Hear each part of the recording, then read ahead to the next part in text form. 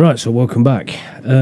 Following the build on the TAC41, I've decided to upgrade it. We've gone with the new Stalker KRAKEN unit. Now, this one is a little bit different to the last one, what was released, whereas they've now fixed some of the flaws and added a clicky wheel and a couple of other little bits and bobs. So we're going to go through it all and show you what they've changed, what works, and what doesn't work, and some of the problems I've found.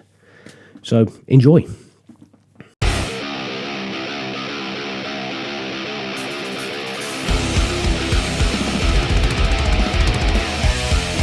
Release the Kraken! Right, so let's get into this.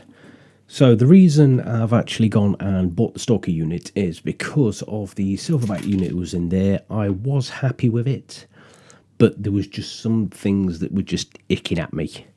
I mean, one of them was obviously the silverback knob.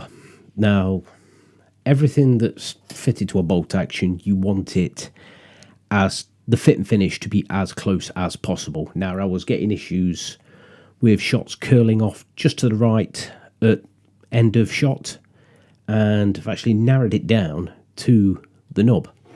So that in there, this is the standard chamber, is the silverback knob. There is too much twist, too much movement in there. So with the hop-up wheel being on a sort of coil, I mean, that's the advanced hop-up wheel, you can see it sort of tapers off, and as you turn the hop wheel, it applies more pressure. And as you're turning it, it's catching the knob, and it's causing the knob to come offline ever so slightly. So there was a couple of ways around this. I could either get the chub knob, which fits in there a lot better, but then obviously at some point I want to upgrade to better barrels and bits and bobs, and I don't want to be limited to AEG barrels.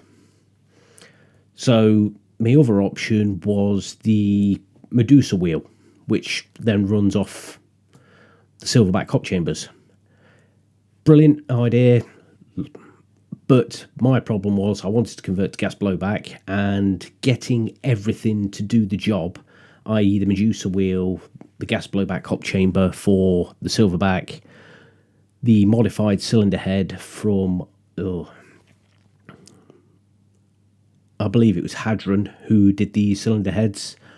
Nobody got everything in stock at once. So I'm impatient.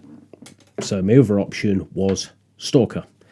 Now, I've been looking at the Stalker KRAKEN units for a while because I've got one in my SRS, and it's brilliant. Does everything I need it to do, and it's performed out of the box, no messing around. Only problem was with the Stalker units for the TAC41 that I was looking at, they were basically just a free floating wheel. There was no clicky adjustment. So I put a couple of posts out onto the Stalker owners groups, and we found out from AKA Staten messaged me and said, do you know the new TAC41 hop-up chamber? They've updated it and they've now got the clicky function on there. And I was like, no, because obviously they've not updated the website. So I took the chance on it and I've ordered one. Fitted it, brilliant, everything went in as fine, couple of fitment issues, but that's just me being picky. So what I'll do is I'll strip this out of here and show you exactly what's inside it. So it's now running on the new clicky wheel. Would have been nice to see that if they'd done those a little bit finer pitched, but I suppose they're not too far off of those, but a little bit finer adjustment would have been better. But this is where obviously the stock chamber differs. Now obviously the stock hop wheel, as we say, it runs on a taper. The KRAKEN one runs on a flat surface because it's threaded, so it's not constantly spinning, it actually tightens down. Also, the knob is absolutely perfect fitment to the hop window itself, so there is no chance of that shifting round, and you get the knob with this. So I'll just pop that to one side. One gripe I did have with this unit, the standard Allen key screw, what they supply with it, that one there, aluminium. And my hex key, which was the perfect size for it, decided to strip it out, but there is actually a reason this happened, and I'm going to go through that in a minute. So I've actually changed it out to a steel one, so I can actually get a decent fit without it rounding off the head of the Allen key and having to batter a Torx drive in there to actually get the fucking thing out. So it does take the standard clicker, same as the Silverback unit. So that is an interchangeable part. Other interchangeable parts are the BB stopper, whereas, I'm just going to get this off camera a second. Oh, another quick tip for you as well, if you're struggling to get your barrel spacers out, plastic tube what your barrels usually come in, slot it over. You're not actually catching the end of your barrel then, you're just pushing the spacers down. Works brilliant. Remember, keep your hand over the end, which technically I don't need to do now because it's not going to fire out because I've changed something in here as well. So, pop that there. Put that to one side. So things I've changed. I've actually decided to go with Stalker's BB stopper and low pressure spring. So what he's done is actually provided a softer spring with this one. So if you have a look on Stalker's, there's now a smaller hole in there compared to the massive gaping hole that's on Silverbacks. By the way, that is the uprated Silverback one. There's also got a bigger dimple in there to stop double feeding, and a lighter spring that actually fits on the standard red stopper. So when it does decide it wants to ping out, these aren't going to separate easy, and you're going to spend the next 20 minutes looking for them because we've all done it. It's a pain in the arse. So put them there a second. The hop unit does come with a standard 60-degree Stalker Kraken booking with the double fins on.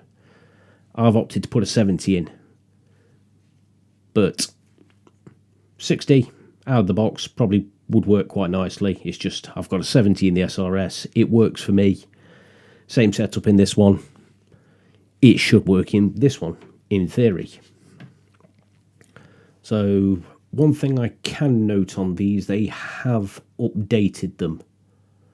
On the patch on the inside, on the first generation Kraken bookings, you could actually use them on a bridged barrel, because on the back of the patch there was a gap between the sealing lips and the patch itself, so you could get the bridged barrel in there. But now obviously the contact patch goes all the way. I don't know whether it'll actually show up on camera. Come on. No, I'll try and get a better photo of that and actually put it on the screen somewhere if it'll focus. But these are bridgeless barrels only. Also gone with the Stalker Morpheus barrel because I managed to get my hands on one at a really reasonable price, so decided to put that in there. Otherwise I was going to go with a Crazy Jet, which do work on these bookings really well. So fitment is literally just 2 grub screws, and this was another one of the main reasons I like these barrels and this hop set. When you remove it all, you don't destroy your booking, whereas if I was to take the barrel out of that, it gets stuck, tear the contact patch off the booking, and it's completely knackered. This one, even if it does get stuck, with it being bridgeless, the booking stays inside, and I've now got to try and get that out of there. So, pair of tweezers. Come on. You come out every time when you don't need to. As soon as I want to get you out on camera, you're going to be a bitch. Guaranteed. Better than tweezers.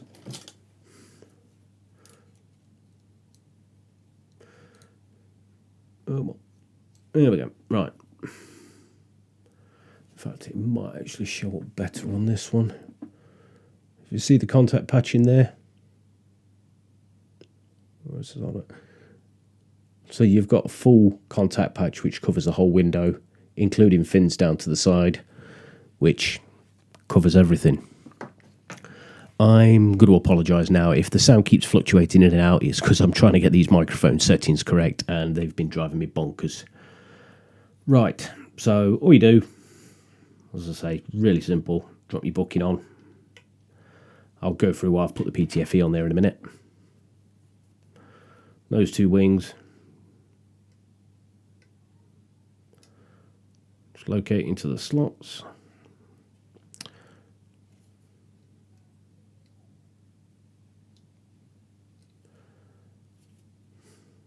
Why is it you can do this?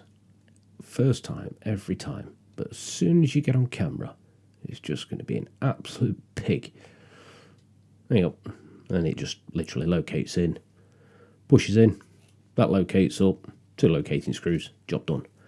Right, so the PTFE tape. That was put on there because of the barrel was a little bit wobbly just in this collar here. And trying to centre it was just being a little bit of a swine. So I just opted to put a bit of PTFE under there. Just to shim it out a little bit. And it also gives a little bit of a better seal there and pushes the booking out and just covers.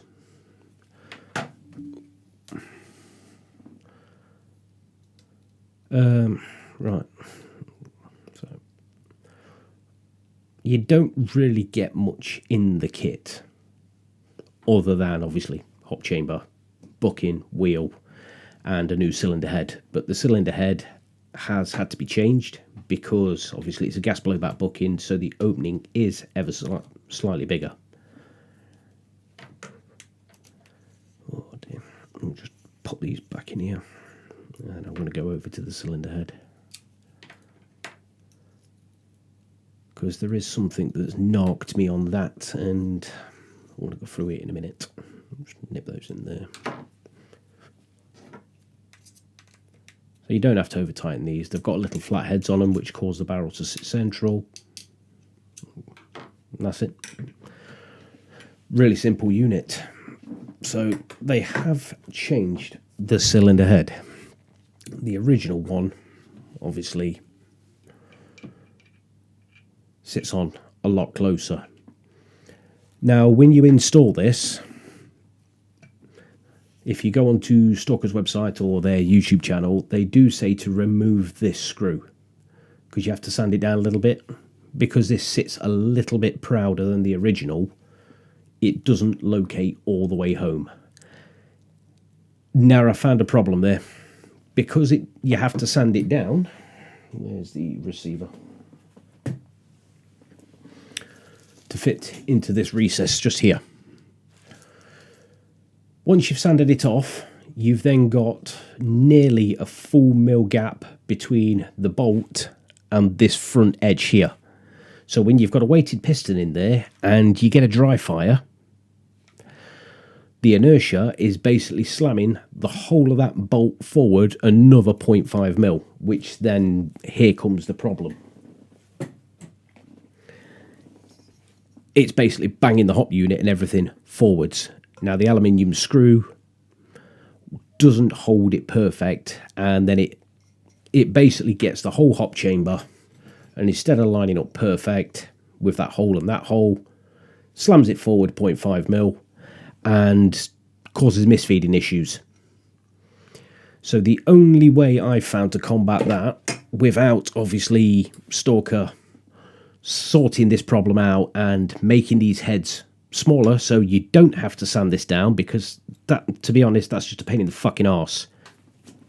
Right, just before obviously the video goes into a complete fucking rant about this thing, I'll actually show you how I fixed it. Or my little modification, shall we say. So once you've ground this thing down, you remove about 0.9 of a millimeter's material. So the problem you get is that is then too baggy for its guide. So my fix, most snipers have actually got these little cable ties. They are about 0.8, 0.9. So the side that's going to sit loose, so that's the back of the bolt, just there. There's going to be a 0.8 gap at the front. I've bonded a piece of this to the front, so when that bolt then sits there and slams forward, it's hitting that, it's stopping the bolt moving. Whereas beforehand, when that wasn't there, that's where you're getting your 0.8 movement. That bolt then slams forward 0.8. You don't really notice it, but it's basically hammering onto the hop chamber and causing the hop chamber to jump forwards, which then obviously causes the BBs to get jammed in the feed tube and causes you problems. Now that I found that fix worked for me. Might not work for everyone, but ideally, really, we don't need to be changing this. But other than that, that's the fix that I did. Anyway, back to the video. If you're going to make a hop chamber for one platform, so it's just for the TAC41, this hop chamber doesn't fit a VSR, it doesn't fit an SRS, it doesn't fit an F96, it just fits the TAC41. They're all the same. You shouldn't have to be modifying that. It should be fit and forget, job done. Not sanding stuff down to make shit fit when it's a proprietary hop chamber. So ideally, this needs sorting because it is an issue. Not everyone has got the capability of sanding this down. Some people will leave it out, and then if you're running a heavy piston and you get a dry fire and that slams forward, that's only got to come forward a bit like that. It's knocking your hop chamber out of the way. And it's not good. So ideally, Stalker, if you're watching this, take some off the top of here, mate. It's literally, it's got to have a mill taken off it. So this isn't impacting into the hop chamber and we don't have to sand this down. But that's just my gripe on it. And it's just a pain in the arse. But other than that, it's not too bad. The one thing... Right, so anyway, I'm getting off on a full-blown rant here again, which is normal. If anybody knows me, they know I like to have a whinge and a moan. But what they've done is they've put two holes in, like the old VSRs and everything else, rather than obviously the 10mm on the top. Don't know whether I'm a fan of that, or whether I prefer the 10mm, which just makes life easier. The bore size on the nozzle is, I believe, 0.5mm bigger than a standard. I haven't got tape measure. I'll do it. So that is 3.5mm. God, I need a new tape measure. And that is 4mm, so yes, it's a 0.5mm bigger. So your gas blowback air brakes will fit. Your AG air brakes won't. They will be too small, whereas I've had to modify mine and put some bigger O-rings on, just so it obviously works. But other than that, it's a really good hop chamber. All the shots are true and concise. There's no deviation left and right. It does what it says on the tin. I mean, I'm really happy with it, other than that cylinder head. And if that was fixed, this would be perfect. I mean, I bought this. I've not been given it. I've not been donated it. I'm not sponsored by anyone. I pay for all this stuff out of my own money. I mean, when you're paying nearly just over £90 plus shipping for a part that should be a direct fit for a rifle, you'd expect it to be direct fit. Not modifying anything, direct fit. It's been made for this unit. But as I say, other than that, it's a brilliant bit of kit. I'm going to try and keep this video short and sweet because I don't want to ramble on too much, but as I say, I just thought it'd be nice to get a video out there showing what they've updated, what I found, and yeah, what I think of it, just as a consumer. Let's say if you've got any comments on it, or you own one, or you've come across problems that I've not, drop a comment in there. I don't put the videos up to make a living of these things. I put the videos up just because I think people should know the information what I can't find on the internet. I mean, I've looked everywhere, and all the videos I've seen are people that's either been sent one for review and they've not paid for it, or from Stalker. There isn't many out there. So there you go. So I'm going to get this thing back together, and I'm going to go and have a drink. So if you've liked this, brilliant, drop me a thumbs up on it. If you want to subscribe, I do put videos out every now and then. It just all depends on what I've got. I'm not here to review every piece of equipment or tech video or this, that, and everything else. It's just information. So thanks for watching, and I'll see you next time.